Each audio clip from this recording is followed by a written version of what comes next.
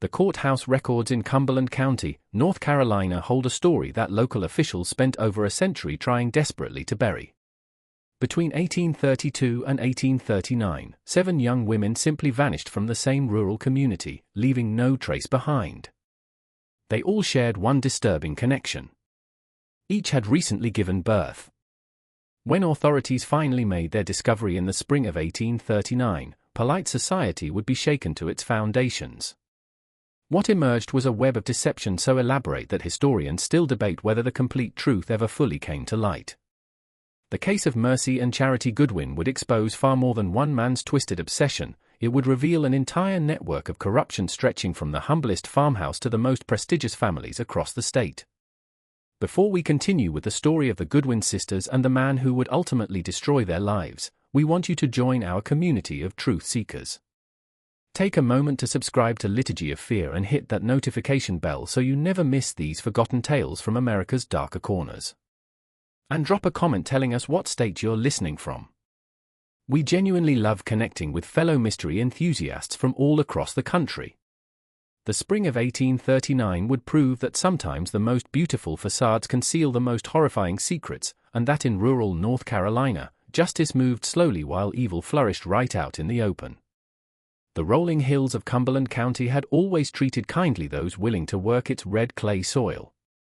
By 1839, the region had grown prosperous through tobacco cultivation and the steady stream of merchants traveling between Fayetteville and the western settlements. This was a place where family names carried real weight, where a man's word stood as his bond, and where young women of good breeding could expect to marry well provided they possessed both beauty and virtue. Mercy and Charity Goodwin possessed both qualities in abundance. At 22 years old, these identical twins were renowned throughout the county for their striking appearance. Their cascading auburn hair caught the light like burnished copper, their eyes held the color of winter moss, and their features were so perfectly symmetrical that strangers would often stop mid-conversation simply to stare. Born to respected landowners who had built their fortune through careful investments in both property and reputation, the sisters had enjoyed all the advantages their station could provide. But death shows no regard for social standing. The yellow fever epidemic of 1837 swept through the region like a scythe through wheat, claiming both parents within a single week. The family's debts, carefully hidden behind a veneer of prosperity, came due with shocking swiftness. The tobacco fields, the elegant house with its wide front porch and hand-carved railings, even their mother's jewelry, everything was sold to satisfy creditors who showed no mercy for 2 grieving young women.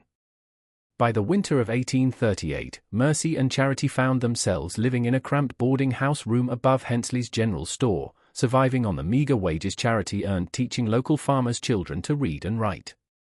Mercy, whose constitution had always been more delicate, struggled to find work that wouldn't compromise their remaining shred of respectability. The twins had learned a harsh lesson that many women of their era understood all too well. Beauty and breeding meant nothing without the protection of male guardianship and financial security. It was during this period of desperate uncertainty that Jeremiah Whitfield entered their lives like an answer to prayer. Whitfield was everything the sisters needed in a potential suitor. Wealthy, established, and seemingly kind. At 38, he had never married, a circumstance he explained away with charming self-deprecation about being too particular and too devoted to building his commercial empire. His trading company, Whitfield and Associates, had made him one of the most prosperous men in the county through shrewd investments in tobacco, cotton, and the growing railroad connections that were transforming North Carolina's economy. He wasn't conventionally handsome. His features were too sharp, his frame too lean, and his pale blue eyes held an intensity that some found unsettling. But he dressed impeccably, spoke with the refined accent of an educated gentleman, and possessed the easy confidence that comes with substantial wealth. Most importantly for the Goodwin sisters, he seemed genuinely interested in their welfare during a time when most men of his standing wouldn't even acknowledge their reduced circumstances. Whitfield's courtship was both persistent and peculiar. He would arrive at the boarding house bearing expensive gifts, bolt after bolt of the finest silk, imported perfumes that cost more than most families earned in a month, jewelry that sparkled with genuine gems. But he seemed unable to choose between the sisters, lavishing equal attention on both with an intensity that bordered on obsession. "You are perfection made manifest," he told them during one particularly fervent visit, his pale eyes moving between their faces as if trying to memorize every detail. Nature has never created anything so flawless, so absolutely without flaw or imperfection. The twins found his devotion flattering but increasingly uncomfortable. There was something in the way he looked at them, not as individuals, but as objects to be possessed and displayed. When he proposed marriage in the spring of 1839, he made an unusual request that should have served as warning. "I cannot choose between such identical perfection," he declared, taking both their hands in his. "Providence has blessed me with enough wealth to provide for both of you. Mercy, you shall be my wife in the eyes of God and the law. Charity, you shall be my wife in the eyes of my heart. We shall be a family bound not by convention but by mutual devotion and practical necessity." The arrangement he proposed was unconventional but not unheard of in rural communities where economic survival often trumped social propriety. Polygamy was illegal, but many households included unmarried sisters or cousins of the wife, especially when financial circumstances demanded it. Whitfield assured them that Charity would be treated with all the respect and comfort of a true wife, lacking only the legal status that would belong to Mercy alone. For two women facing destitution, the offer seemed like a miracle. They would live in comfort at Whitfield's expansive estate, Rosemorne, with its 40-room mansion and sprawling grounds. They would want for nothing, and perhaps most importantly, they would remain together during uncertain times.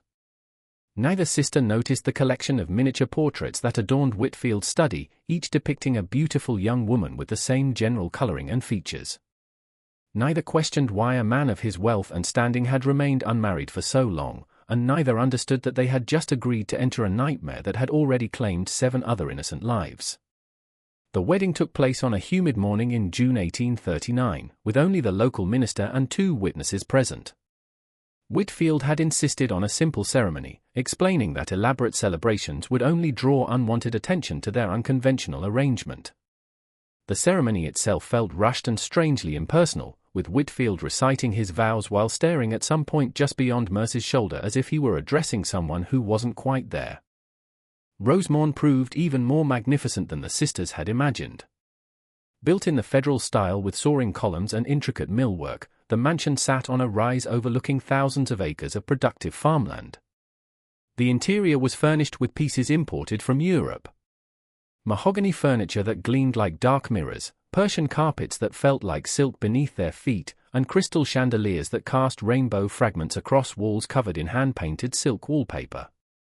But for all its grandeur, Rosemorne felt oddly impersonal. The rooms were beautifully appointed but sterile, as if they were designed to be admired rather than lived in. There were no family portraits, no personal mementos, nothing that spoke of the man who supposedly called this place home. Even Whitfield's own bedroom was spartanly furnished, containing only the essentials and nothing that might reveal his personality or history.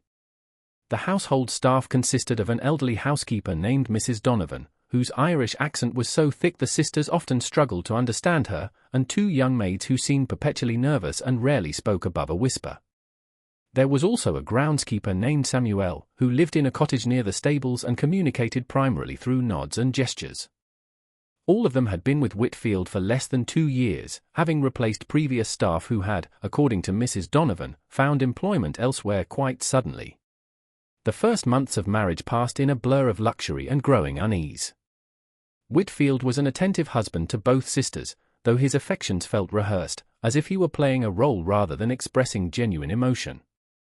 He would spend hours simply watching them as they read or sewed, his pale eyes tracking their every movement with an intensity that made them feel like specimens under glass. "You must maintain your perfection," he would remind them constantly. "Perfect posture, perfect complexion, perfect deportment. Nothing must mar your flawless beauty." He hired a French governess, Madame Rousseau, to refine their manners and speech, even though both sisters had received excellent educations. He brought in a seamstress from Charleston to create an entire wardrobe of the finest gowns, all in shades that complemented their coloring. He even insisted they follow a specific daily routine designed to preserve their beauty: morning walks at precisely 8, afternoon rest periods to prevent fatigue lines, evening baths in imported milk and honey. The restriction seemed caring at first, even flattering, but gradually they began to feel like a cage decorated with silk and gold. By autumn, both sisters were pregnant. The news should have brought joy, but Whitfield's reaction was disturbing in its intensity. He became obsessed with every detail of their pregnancies, consulting constantly with Dr. Harrison Fletcher, a nervous man with thinning hair and hands that shook when he thought no one was watching. The bloodline must be perfect, Whitfield told Dr. Fletcher during one particularly uncomfortable examination. Any deviation, any imperfection cannot be tolerated. And Dr. Fletcher would nod vigorously while adjusting his spectacles. Of course, Mr. Whitfield, I understand completely. Everything will be managed appropriately. As their pregnancies progressed, the sisters began to notice disturbing details about their new home.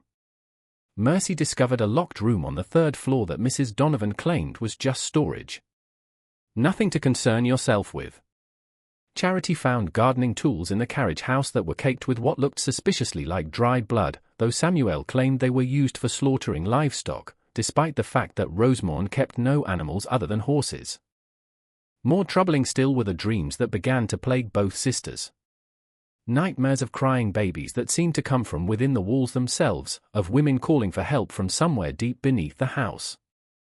They would wake gasping and reach for each other across the space between their beds, finding comfort in the knowledge that they were experiencing the same disturbing visions. "It's just our condition making us nervous," Mercy would whisper, though her voice lacked conviction. Of course, Charity would agree, though she clutched her sister's hand like a lifeline. But the dreams weren't the worst part. The worst part was the growing certainty that they were being watched constantly, not just by Whitfield, but by unseen eyes that seemed to peer at them from every shadow. The worst part was the realization that the magnificent rooms of Rosemont echoed strangely, as if there were spaces behind the walls where sound could travel freely. The worst part was the slowly dawning understanding that their husband's obsession with their perfection wasn't love. It was something far darker and far more dangerous. On a cold December evening, as both sisters entered their final month of pregnancy, Charity made a discovery that would change everything. While exploring the library in search of something to read, she accidentally triggered a hidden mechanism behind one of the bookcases. The panel swung inward, revealing a narrow staircase that descended into darkness. Against every instinct for self-preservation, she lit a candle and began to descend. The stairs led to a cellar room that had been carved from the red clay beneath the house. And there, arranged on wooden shelves like trophies in a hunter's den, were the personal belongings of women who should have been alive but were nowhere to be found. A wedding dress of cream-colored silk, carefully preserved and smelling faintly of lavender. A pair of silver hairbrushes engraved with the initials MC. A leather journal filled with a woman's delicate handwriting, the entries ending abruptly in mid-sentence. A music box that played a haunting melody when wound, its tiny dancing figure wearing a gown identical to the one on the shelf. Item after item, belonging after belonging, each one telling the story of a life that had been carefully erased. As Charity's candle flickered in the damp air, she counted 7 distinct collections. 7 sets of personal effects that represented 7 women who had vanished from the world as completely as if they had never existed. At the far end of the room, scratched into the clay wall with what must have been fingernails, were names and dates. Margaret Crawford, 1832. Sarah Henley, 1833. Rebecca Patterson, 1834. Anna Louise Mackenzie, 1835. Catherine Vaughan, 1836. Eleanor Pierce, 1837. Helen Gardner, 1838. 7 names, 7 women. 7 wives who had shared Jeremiah Whitfield's bed and then disappeared after giving birth to his children. As the terrible truth settled over her like a shroud, Charity heard footsteps on the stairs above. Her husband's voice drifted down to her, calling her name with the same gentle tone he always used, as if he were summoning a beloved pet. "Charity, my perfect one, where have you wandered off to now?" The knowledge of what lay beneath Rosemont changed everything for the Goodwin sisters. Charity shared her horrifying discovery with Mercy that very night, speaking in whispers while they huddled together in Mercy's bedroom, their growing bellies making the conversation feel even more urgent and desperate. "We have to leave," Mercy whispered, her hands protectively cradling her unborn child. tonight, before he realizes what you found. But escape proved impossible. The next morning, they discovered that their movements were being carefully monitored. Samuel, the groundskeeper, seemed to appear wherever they went, always maintaining a respectful distance but never quite out of sight. Mrs. Donovan suddenly became insistent on helping them with the most basic tasks, claiming concern for their delicate condition. Even Dr. Fletcher began making daily visits, ostensibly to monitor their health but clearly serving as another set of eyes watching their every move. Whitfield himself became even more attentive, if such a thing were possible. He would sit with them for hours, reading aloud from books of poetry or discussing plans for the nursery, all while his pale eyes moved constantly between their faces with that same disturbing intensity. When they mentioned feeling confined and expressed a desire to visit friends in town, he gently but firmly explained that such activities were too dangerous in their condition. "My perfect ones," he would say, his voice carrying the slightest edge beneath its cultured tones. "You must understand that your safety and the safety of our children are my paramount concerns. The roads are treacherous in winter, and there are influences in town that might disturb your delicate constitutions. Here at Rosemorn, I can ensure that nothing threatens your well-being or perfection." The sisters began to understand that they were prisoners in their gilded cage, but they also realized that any dramatic attempt at escape would likely result in their immediate disposal. Instead, they began to plan carefully, gathering information and looking for opportunities while maintaining the facade of devoted wives. Charity returned to the hidden cellar whenever possible, studying the belongings of Whitfield's previous victims and trying to piece together their stories. Margaret Crawford's journal proved particularly illuminating. The entries painted a picture disturbingly similar to their own experience. February 15, 1832. Jeremiah continues to be the most devoted husband. Sometimes I feel his attention is almost too intense, as if he's studying me rather than simply enjoying my company. But perhaps I am being foolish. What woman wouldn't want such dedication? April 3, 1832. I am with child. Jeremiah's joy is beyond description, though he speaks constantly of the need for the baby to be perfect. He has engaged a physician from Raleigh who asks the most peculiar questions about my family's health history. June 20, 1832. Dr. Stevens examined me again today. I overheard him speaking with Jeremiah about contingency plans and alternative arrangements. When I asked what they meant, Jeremiah assured me they were simply discussing preparations for a difficult birth. But why would that require such secrecy? August 10, 1832. I have been having the strangest dreams about crying children and women calling for help. Jeremiah says it's common for women in my condition to have disturbing dreams, but these feel so real. Sometimes I wake feeling certain there are other people in the house, people I've never met. The entries ended there in mid-August. If Margaret Crawford had given birth at full term, her child would have been born in October or November, but there was no record of what happened to either mother or baby. While Charity researched their predecessors' fates, Mercy began paying closer attention to the household dynamics. She noticed that Dr. Fletcher always arrived with a leather bag that seemed unusually heavy for simple medical equipment. She observed that Mrs. Donovan received frequent visitors, rough-looking men who arrived after dark and left before dawn. Most disturbing of all, she realized that Samuel wasn't just a groundskeeper. He was watching the roads, noting everyone who passed by and reporting regularly to Whitfield about any strangers in the area. The sisters also began to understand the full scope of their isolation. Rosemorn was situated on a vast tract of land with no near neighbors. The closest house was over 3 miles away, belonging to an elderly widow who rarely ventured out. The main road to Fayetteville passed nearly 2 miles from the mansion, making it impossible for casual travelers to notice anything unusual. Whitfield had chosen his location carefully, ensuring that whatever happened at Rosemorn would remain hidden from the outside world. As January turned to February and their due dates approached, the sisters' desperation grew. They attempted to send a letter to Charity's former employer in town but discovered that all outgoing mail was being intercepted. They tried to convince one of the maids to carry a message, only to learn that the young women were too terrified of Whitfield to risk his displeasure. Even their attempts to gather supplies for a potential escape were thwarted when they discovered that their access to money, warm clothing, and transportation had been quietly but thoroughly restricted. It became clear that Whitfield's control over Rosemont was absolute. He had created a perfect prison where his victims could be kept comfortable and compliant until they had served their purpose. The luxury that had initially seemed like generosity was revealed to be a sophisticated trap designed to make escape seem not just difficult but unthinkable. The breaking point came on a bitter February night when Mercy went into labor 3 weeks early. As her contractions intensified, she was moved to a specially prepared room that the sisters had never seen before, a sterile whitewashed chamber in the mansion's east wing that looked more like a hospital than a bedroom. Dr. Fletcher arrived within an hour, accompanied by 2 assistants whose faces they didn't recognize and whose medical credentials were never mentioned. As Mercy's labor progressed through the night, Charity was banished to an adjacent room where she could hear her sister's cries but could offer no comfort.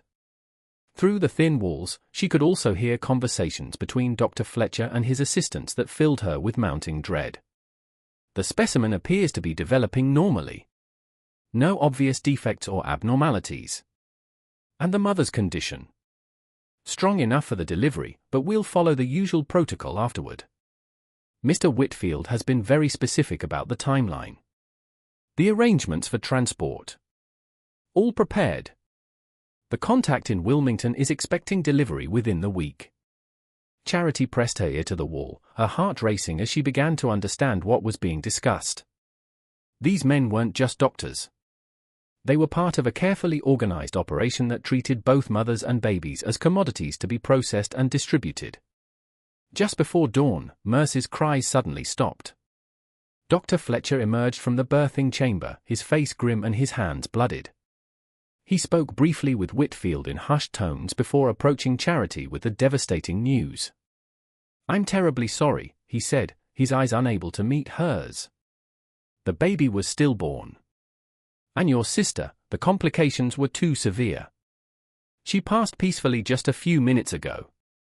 But Charity had heard no baby's cries, and more importantly, she had heard Mercy calling her name just moments before the sudden silence. Her sister hadn't died peacefully. She had died calling for help that never came.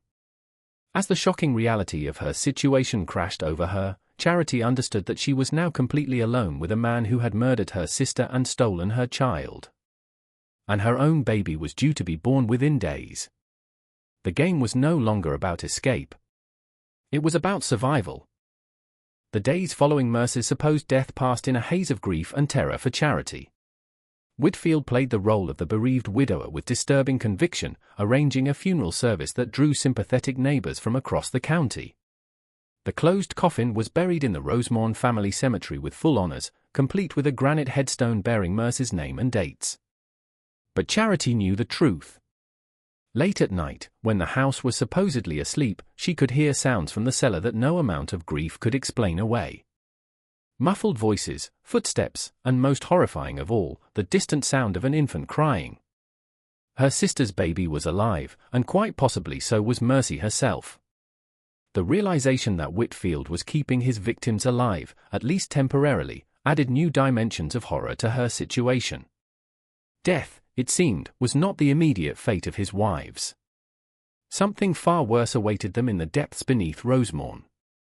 Dr. Fletcher continued his daily visits, ostensibly to monitor Charity's health as she grieved and prepared for her own delivery. But his examinations had taken on a clinical detachment that made her skin crawl. He no longer spoke to her as a patient. He observed her like a livestock breeder evaluating breeding stock. "The subject is responding well to the stress," she overheard him telling Whitfield after one particularly invasive examination. "The pregnancy appears unaffected by the recent trauma. We should expect normal delivery within the week." "And the transport arrangements?" Whitfield inquired. "Confirmed. The contact in Charleston has expressed particular interest in this specimen due to the twin genetics. The buyer is offering a premium price." "Excellent. And the other matter?" "The facility in Wilmington is prepared for long-term housing. The previous subject has adapted well to the new environment, and the infant has been successfully placed with the family in Virginia." Charity felt her blood turn to ice as she processed what she was hearing. Mercy was alive, imprisoned somewhere called the facility in Wilmington, while her baby had been sold to strangers in Virginia. The entire operation was far more extensive than she had imagined, involving multiple locations and what sounded like a network of buyers and sellers trafficking in human beings. As her own labor approached, Charity made a desperate decision. If she couldn't escape before giving birth, she would have to find a way to expose Whitfield's crimes from within the system. Even more damning was a collection of correspondence hidden behind a false back in his desk drawer. Letters from contacts in Charleston, Wilmington, Norfolk, and other coastal cities detailed the specific requirements of their clientele. Some buyers wanted children for adoption by wealthy families who couldn't have their own. Others sought young women for purposes that weren't explicitly stated but could be easily inferred from the coded language. The most chilling discovery was a letter dated just 2 weeks earlier. Jeremiah, the Charleston buyer, has specifically requested twin stock if available. Premium payment of $2,000 for matched pair in good condition. The Richmond contact has expressed interest in the breeding potential of identical genetics. Advised timeline for next delivery. The letter was signed with the initials HM and bore the letterhead of a company called Southern Maritime Trading based in Wilmington. Charity realized that Whitfield wasn't operating alone. He was part of a regional network that treated human beings as livestock to be bred, bought, and sold. As she photographed the documents with a small camera she had found among the belongings in the cellar, apparently belonging to one of Whitfield's previous victims who had tried to gather similar evidence, Charity heard footsteps in the hallway outside the study.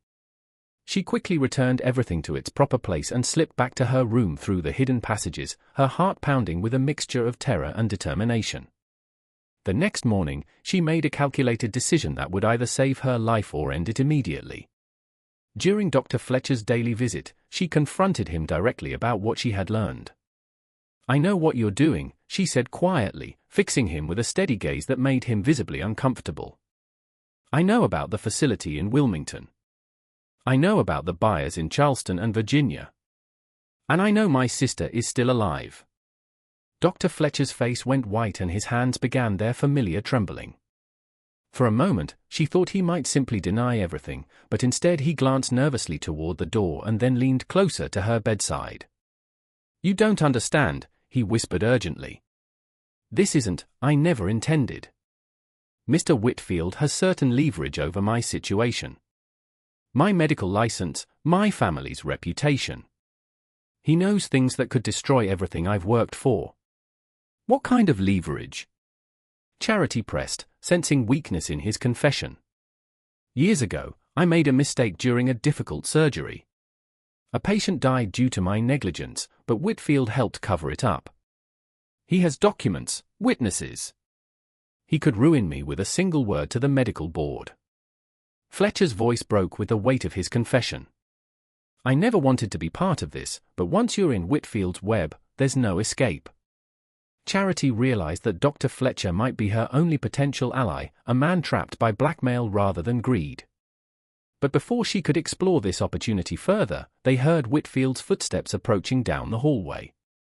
Fletcher immediately resumed his professional demeanor, but not before whispering a single word that would change everything: "Tonight." That evening, as Charity lay in her bed pretending to sleep, she heard Dr. Fletcher return to Rosemorn. But instead of his usual medical bag, he carried something far more dangerous. A lantern, rope, and what appeared to be a small pistol tucked into his coat. The doctor had made his choice. The question now was whether he was coming to rescue her or to ensure her permanent silence. Dr. Fletcher's midnight return to Rosemorn marked the beginning of the most dangerous hours of Charity's life. As she lay in her darkened bedroom, listening to whispered conversations echoing through the mansion's corridors, she realized that whatever was about to happen would determine not just her fate, but the fate of every woman who might fall into Whitfield's trap in the future.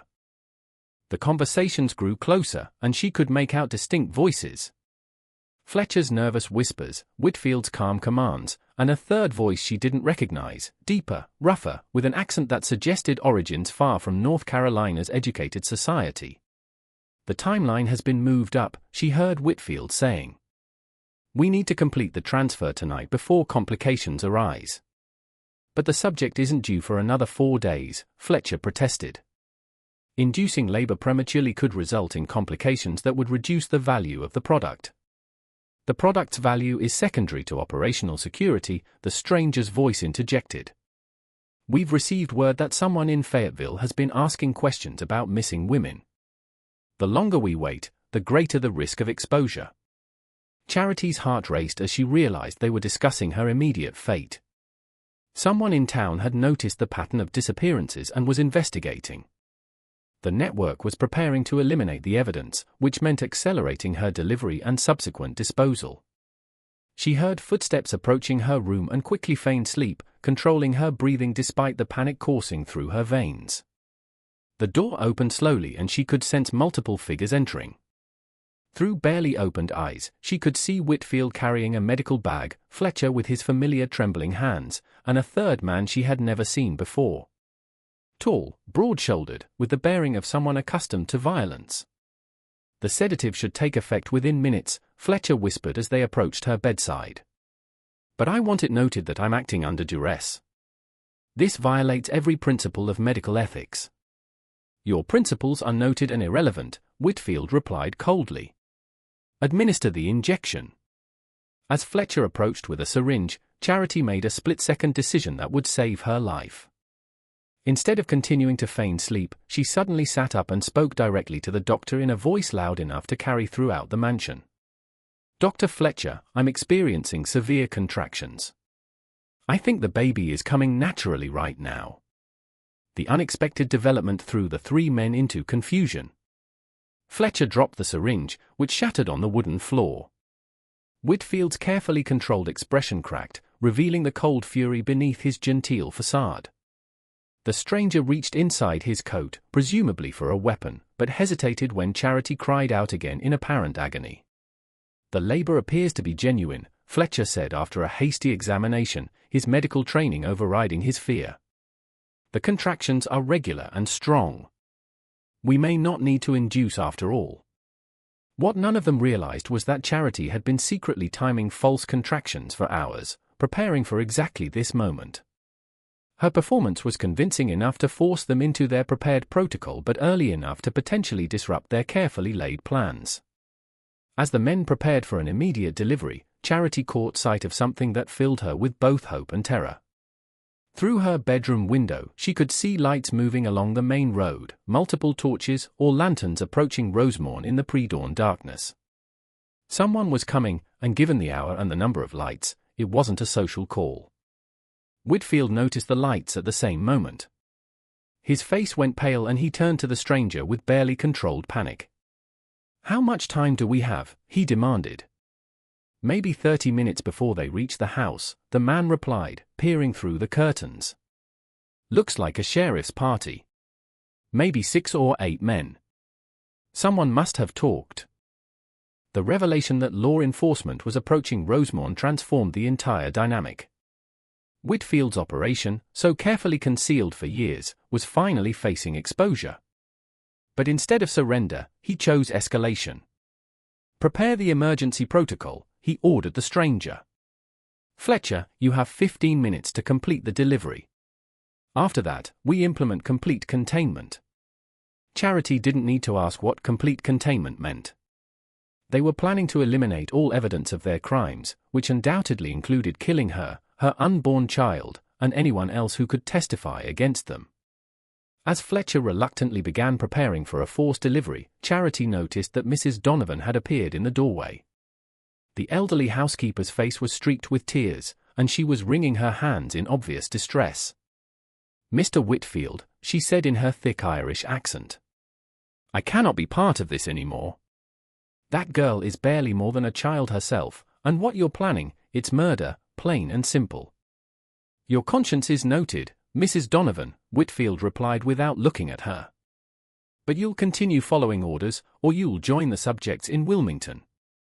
The choice is yours. The threat against Mrs. Donovan revealed another layer of Whitfield's control. Even his household staff were prisoners, kept in line through fear and threats against their own safety. But it also suggested that the housekeeper might be an unexpected ally if Charity could find a way to communicate with her.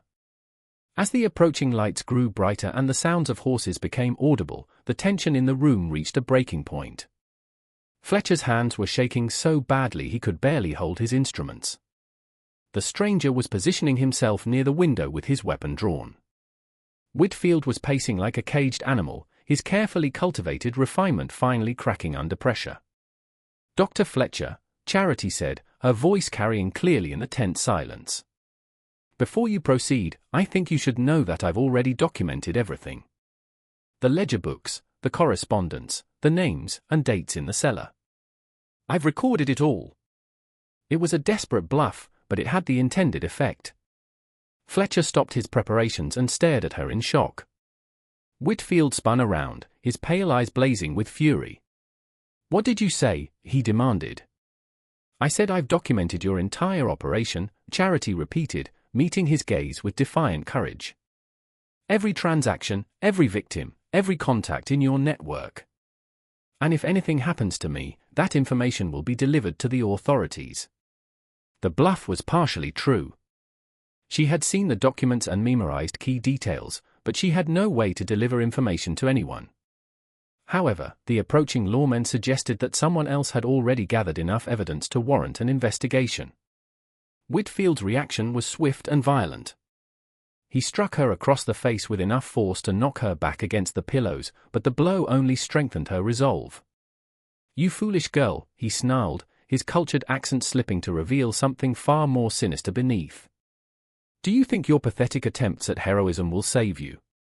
I've been perfecting this operation for 8 years. No one has ever escaped, and no one ever will." But even as he spoke, the sound of horsemen reached the front steps of Rosemorn. Voices called out in the darkness, official voices demanding entry in the name of the law. The stranger moved to the window and cursed under his breath. "Sheriff's party, plus what looks like federal marshals," he reported. "Someone's given them enough evidence to warrant a full investigation." The revelation that federal authorities were involved suggested that Whitfield's network had attracted attention at the highest levels. Human trafficking across state lines was a federal crime, and the involvement of marshals meant this wasn't just a local investigation. Mrs. Donovan suddenly stepped forward, her tear-streaked face transformed by unexpected courage. "It was me," she declared, her Irish accent thick with emotion. "I sent word to my nephew in Fayetteville. He works for the courthouse, and he knew how to reach the proper authorities. I couldn't watch another innocent girl disappear into that hellish cellar." Whitfield turned on her with murderous rage, but before he could act, the front door of Rosemorn exploded inward. Heavy boots thundered across the marble floors as armed men spread throughout the mansion. Shouts echoed through the corridors as the lawmen began their systematic search. "This ends now," Sheriff Thomas Crawford announced as he burst into the bedroom, his pistol drawn and his badge gleaming in the lamplight. Behind him came 2 federal marshals and several deputies, their faces grim with determination. The stranger reached for his weapon but found himself facing 6 armed lawmen who had no intention of allowing him to draw. Fletcher simply collapsed into a chair, his face buried in his hands as the weight of his crimes finally overwhelmed him. Only Whitfield maintained his composure, though his pale eyes burnt with frustrated fury. "Gentlemen," he said, attempting to regain his cultured demeanor, "I'm afraid there's been some terrible misunderstanding. This young woman is my wife, and she's in the process of delivering our child. Surely this intrusion can wait until after." "Save your lies for the judge," Sheriff Crawford interrupted. "We've already found the cellar, Whitfield. We've seen the belongings, the records, everything. And we have testimony from survivors." The word survivors hit Charity like a physical blow. Mercy might still be alive, along with other women who had been presumed dead. The investigation was far more advanced than anyone had realized. As the lawmen secured the scene, Dr. Fletcher looked up from his hands and spoke in a broken voice that carried throughout the room. "I'll testify," he said quietly. "I'll tell you everything. The network, the contacts, the locations where they keep the women. I can't carry this burden anymore." His confession would prove to be the key that unlocked the entire conspiracy. But first, Charity needed immediate medical attention from someone who wasn't complicit in her attempted murder. The next hours passed in a blur of controlled chaos as federal authorities transformed Rosemont from a house of horrors into a crime scene of unprecedented scope. While a legitimate doctor from Fayetteville attended to Charity's genuine labor, which had progressed rapidly due to the stress of the evening's events, teams of investigators systematically documented every aspect of Whitfield's operation. The hidden cellar yielded evidence that exceeded even the most dire expectations. Beyond the personal belongings of 7 murdered women, investigators discovered detailed records of a human trafficking network that stretched from North Carolina to Georgia, Virginia, and South Carolina. The operation had been generating thousands of dollars annually through the sale of infants to wealthy buyers and the trafficking of young women to brothels and private buyers throughout the region. But the most shocking discovery came when investigators followed Dr. Fletcher's directions to a warehouse in Wilmington. There, in conditions that defied human dignity, they found 12 women imprisoned in what could only be described as a breeding facility. Among them was Mercy Goodwin, alive but severely traumatized after months of captivity. The reunion between the sisters took place 3 days later in a hospital room in Fayetteville, where Charity was recovering from the birth of her son, a healthy baby who would never know the horrors that had nearly claimed his life. Mercy's physical recovery would take weeks, but her psychological scars would require much longer to heal. "I thought you were dead," Charity whispered as she held her sister's trembling hands. "When they told me you died in childbirth." "They told me the same about you," Mercy replied, her voice hollow with remembered trauma. "They said you had complications and didn't survive. They used that lie to break our spirits, to make us believe we have nothing left to fight for." The scope of Whitfield's deception was breathtaking in its cruelty. By convincing each victim that their loved ones were dead, he eliminated hope and reduced resistance. Women who might have fought desperately to return to family members instead succumbed to despair and accepted their fate as breeding stock for his network. Dr. Fletcher's testimony revealed the full extent of the operation's sophistication. Whitfield had established himself as a respectable businessman whose wealth and social standing provided perfect cover for his crimes. He cultivated relationships with corrupt officials who could falsify death certificates and manipulate records. He maintained contacts throughout the region who could transport victims and find buyers for both women and children. The network had operated with such efficiency that they processed dozens of victims annually. Young women who disappeared were officially recorded as having died in childbirth or from various illnesses. Their babies were sold to buyers who believed they were adopting orphans from legitimate sources. The women themselves were transported to facilities where they were kept alive for breeding purposes until they were no longer useful, at which point they simply vanished entirely. Whitfield's method of victim selection was particularly sinister. He specifically targeted women who were isolated by circumstance, orphans, widows, immigrants with no local connections. He presented himself as a generous suitor, offering rescue from desperate situations, making his victims grateful for attention that was actually the beginning of their nightmare. The trial that followed became one of the most sensational criminal cases in North Carolina's history. Whitfield's network implicated prominent citizens in multiple states, leading to arrests that reached into the highest levels of society. Wealthy buyers who had unknowingly purchased trafficked children faced prosecution for their roles in the conspiracy. Corrupt officials who had falsified records were stripped of their positions and sentenced to prison. Dr. Fletcher's cooperation with authorities earned him a reduced sentence, but he would spend the rest of his life haunted by his complicity in the deaths and suffering of dozens of innocent people. His detailed testimony provided prosecutors with the evidence needed to dismantle the entire network and ensure that its surviving victims received justice. Mrs. Donovan's courage in contacting authorities was recognized as the key factor that brought down the operation. Her nephew's connections in the courthouse had provided access to federal marshals who specialized in investigating human trafficking cases. Without her willingness to risk her own safety, Charity and countless other women would have disappeared without a trace. The warehouse in Wilmington yielded additional horrors that shocked even experienced investigators. Women who had been imprisoned there for years described a systematic program of forced breeding, medical experimentation, and psychological torture designed to break their spirits and make them compliant.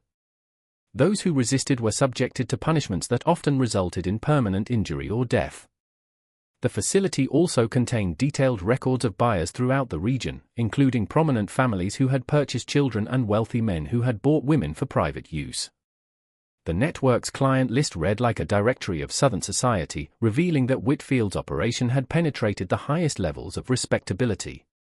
As the investigation expanded, additional facilities were discovered in Charleston, Norfolk, and Savannah. The scope of the network was so extensive that federal authorities estimated it had trafficked hundreds of women and children over the course of nearly a decade. The economic impact alone was staggering. Investigators calculated that the operation had generated over $50,000 in illegal profits, a fortune equivalent to millions in modern currency. Jeremiah Whitfield was executed by hanging on December 15, 1840, after being convicted on 17 counts of murder, kidnapping, and human trafficking. He maintained his innocence until the end, claiming that he was simply a businessman who had been misunderstood by a society that couldn't appreciate his vision of human improvement through selective breeding. His execution drew crowds from across the region, with many of his victims' families traveling hundreds of miles to witness justice being served. Among those present were Mercy and Charity Goodwin, who had spent months testifying in various trials and helping authorities locate other victims throughout the network. The sisters' survival and courage in exposing Whitfield's crimes made them celebrated figures in the fight against human trafficking. Their story was published in newspapers throughout the country, serving as both a warning about the dangers faced by vulnerable women and an inspiration for others who might find themselves in similar circumstances. Charity's son, whom she named Thomas in honor of Sheriff Crawford, grew up knowing the full story of his dramatic birth. He would later become a prominent lawyer, specializing in cases involving crimes against women and children, dedicating his life to ensuring that predators like Whitfield could never again operate with impunity. Mercy eventually married a kind minister from Fayetteville who helped her heal from her traumatic experiences. Though she never fully recovered from her months in captivity, she found purpose in working with other survivors and advocating for better protection of vulnerable women. Her own child, a daughter who had been recovered from Byers in Virginia, was reunited with her mother through the efforts of federal investigators. The Rosemorne estate was sold to pay restitution to Whitfield's victims and their families. The mansion itself was eventually torn down after local residents complained that it had become a morbid tourist attraction. The land was divided and sold to local farmers who gradually erased all traces of the horrors that had occurred there. Dr. Fletcher served 8 years in prison before being released on condition that he never practice medicine again. He spent his remaining years working as a clerk in a small-town pharmacy, living quietly with the weight of his crimes. He died in 1857, reportedly still haunted by nightmares about the women and children whose suffering he had enabled. Mrs. Donovan was awarded a substantial reward by federal authorities for her role in exposing the network. She used the money to return to Ireland, where she lived comfortably for the rest of her life. Her nephew, who had initially contacted the authorities, became a respected court official who specialized in investigating crimes against women. The broader investigation into Whitfield's network led to convictions of over 30 individuals across 5 states. The case established important legal precedents for prosecuting human trafficking and forced federal authorities to develop new methods for investigating crimes that crossed state boundaries. The impact of the case extended far beyond the courtroom. The revelations about how easily respectable society could hide such monstrous crimes led to reforms in how missing persons cases were investigated and how death certificates were verified. The network's sophisticated use of legitimate business connections as cover for criminal activity changed how authorities approached white-collar crime investigations. For the survivors, recovery was a long and difficult process. Many of the women rescued from Whitfield's facilities struggled with physical and psychological trauma that would affect them for the rest of their lives. Support networks developed organically as survivors found strength in sharing their experiences and helping each other heal.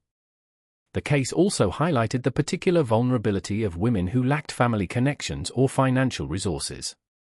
Reform advocates used the Whitfield case to push for better legal protections for orphans, widows, and immigrants who were often targeted by predators because of their isolation. Years later, as Charity sat in her comfortable home watching her son play with his children, she would often reflect on how easily her story could have ended differently. The courage of one Irish housekeeper, the guilt of one corrupt doctor, and the persistence of federal investigators had combined to save her life and expose a network that might otherwise have continued operating for years. The official records of the case, including detailed testimonies from survivors and documented evidence of the network's operations, were sealed for 50 years to protect the privacy of victims and their families. When they were finally opened to researchers in 1890, they provided historians with unprecedented insight into the hidden crimes that flourished in antebellum American society. But perhaps the most lasting impact of the Whitfield case was its demonstration that even the most sophisticated criminal enterprises could be brought down by the courage of ordinary people willing to risk everything for justice. Mrs. Donovan's decision to contact authorities, Dr. Fletcher's eventual cooperation with investigators, and the Goodwin sisters' determination to survive and expose the truth had combined to save countless lives and deliver justice for the dead. The story of Mercy and Charity Goodwin serves as a reminder that in the darkest corners of American history, human trafficking and exploitation flourished under the protection of wealth, respectability, and social isolation. But it also demonstrates that justice, though sometimes delayed, could still be achieved through the combined efforts of brave individuals willing to fight for what was right. What do you think of this story? Do you believe everything was revealed about Whitfield's network, or might there have been other facilities and victims that were never discovered? Leave your comment below and share your thoughts about this dark chapter in American history. If you enjoyed this tale of survival and justice, subscribe to Liturgy of Fear, hit that notification bell, and share this video with someone who appreciates stories of courage in the face of unimaginable evil. The truth about our past, no matter how disturbing, deserves to be told and remembered.